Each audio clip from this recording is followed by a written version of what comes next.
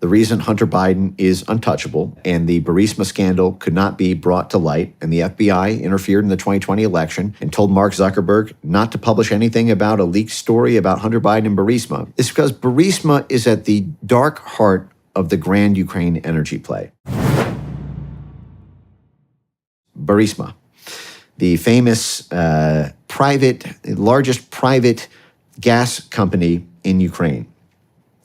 And I've been making the point now for many years that the reason Hunter Biden is untouchable and the Burisma scandal could not be brought to light, and the FBI interfered in the 2020 election and told Mark Zuckerberg not to publish anything about a leaked story about Hunter Biden and Burisma. Remember, the FBI specifically mentioned Burisma to Mark Zuckerberg in the context of that laptop story, is because Burisma is at the dark heart of the grand Ukraine energy play.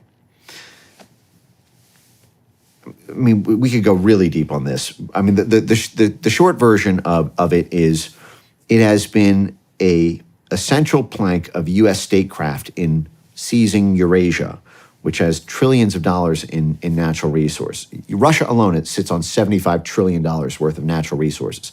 For context, the U.S. only sits on 45 trillion gross. So, and then you have, Uzbekistan, you have the whole Caspian Sea, you have the whole Central and Eastern Europe arc of Eurasia. It is where most of the world's resources are. And so that has been the long-range plan since the Cold War of politically acquiring those countries. And the expansion of NATO has solidified that, since 1990, and the early 90s when we told Gorbachev NATO wouldn't expand one inch to the east, but we've acquired all those territories over time. So I'm going with the long version now just because we're just going to do it. But stop me at any time. In the 1990s, Russia was basically a U.S. vassal state. It was like Greater Alaska. Boris Yeltsin was our puppet. He was literally giving real-time updates to the National Endowment for Democracy, our big CIA cutout, in 1993 when he was bombing his own parliament building, who were filled with nationalists who were opposing Yeltsin for going through with the shock therapy privatization to Western stakeholders.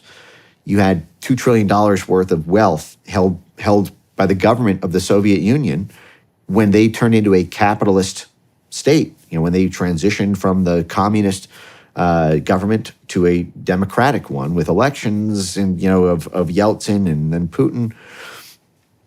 As part of that becoming a democracy, the State Department, the Harvard Endowment, Wall Street banks, the George Soros financial firms, the Bill Browder financial firms, all of these different whole of society, international financiers and business interests descended on Russia to buy up at fire sale prices all of these previously state-owned assets. This is a big part of our diplomatic toolkit.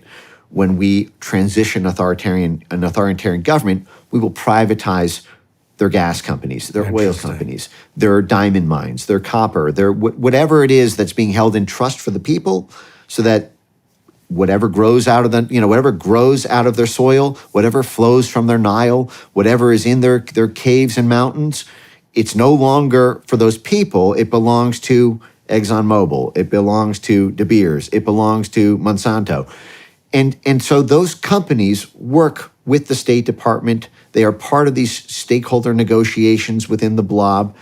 And so privatization is always, always, always on the table whenever we topple a government.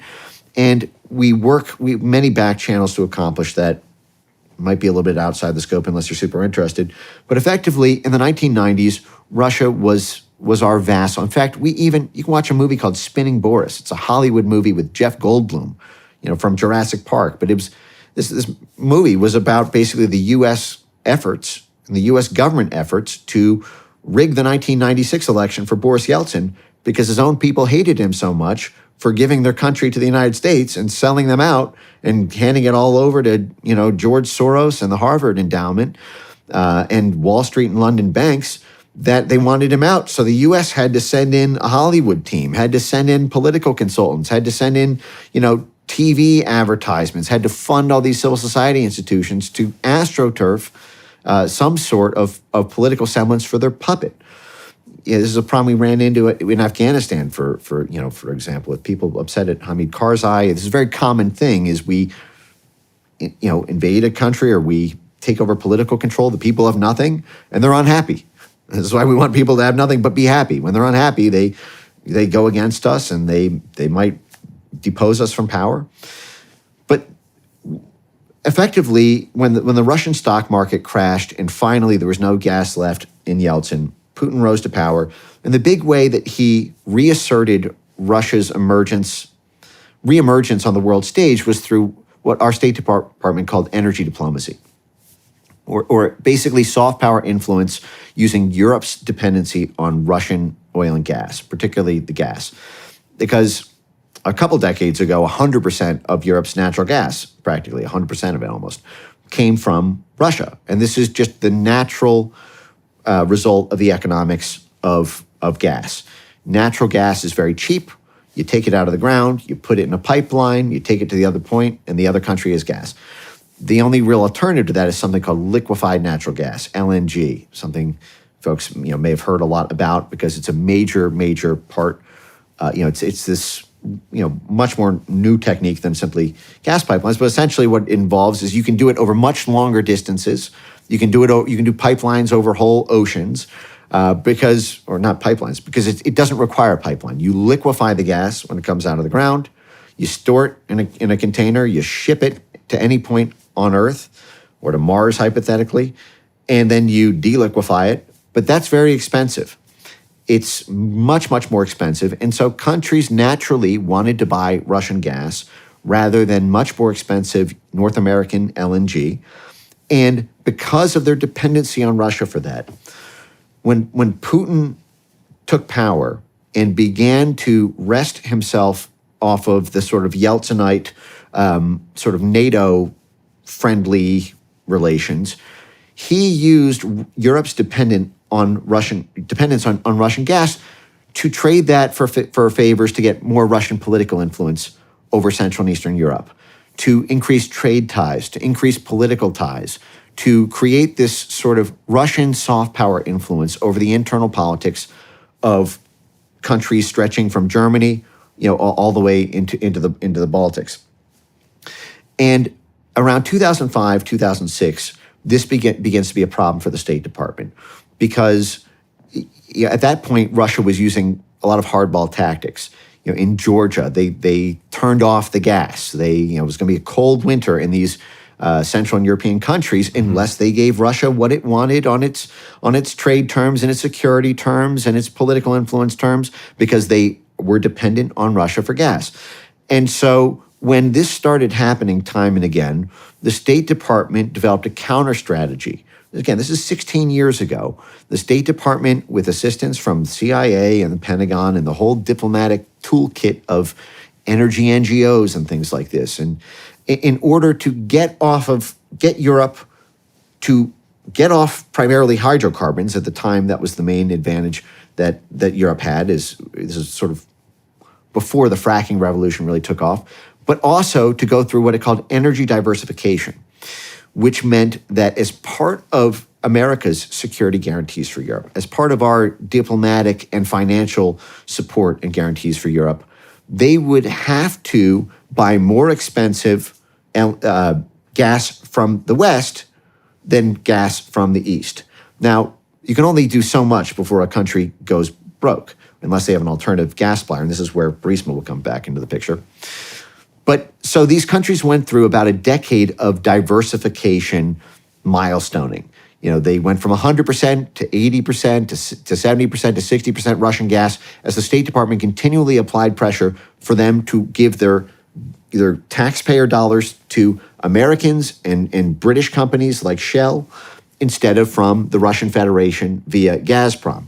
So the State Department has seen Gazprom as an instrument of statecraft for Russia, again, for 16 years now. And there was a time when Gazprom was the largest company in the world in the early 2000s, just to give perspective for how influential this was, before this energy diversification program, cut back on a lot of their profits. But the key to this was Ukraine, because all of this gas pipeline architecture is already pre-existing. There's the There's the natural gas pipelines that go directly from Russia into Ukraine and then on into Europe. And then there's an alternate pathway that was established years ago called Nord Stream 1, which was directly into Germany. And then Germany, as folks know the tale, tried to develop Nord Stream 2 with Russia. And what happened to that. But this State Department, CIA, Pentagon strategy of killing Gazprom and replacing the gas market with Americans, Canadians, Brits has been this long-range plan that has been the bane of American statecraft, because their inability to get it down to zero, their inability, it's 2 steps forward, 1 step back, 3 steps back, as different rising politicians in Central and Eastern Europe want what's best for their people. They are responsible to their constituents. Their people want cheaper energy. Russia's offering the cheaper energy. So absent the ability to provide a cheaper commodity product, the people organically have wanted that Russian gas. And so they've had to constantly suppress populist political groups in Central and Eastern Europe who might run on a platform or who are running on a platform of buying energy from Russia. No matter where you're watching Sean Ryan Show from, if you get anything out of this, please like, comment, subscribe, and most importantly, share this everywhere you possibly can. And if you're feeling extra generous, please leave us a review on Apple and Spotify podcasts.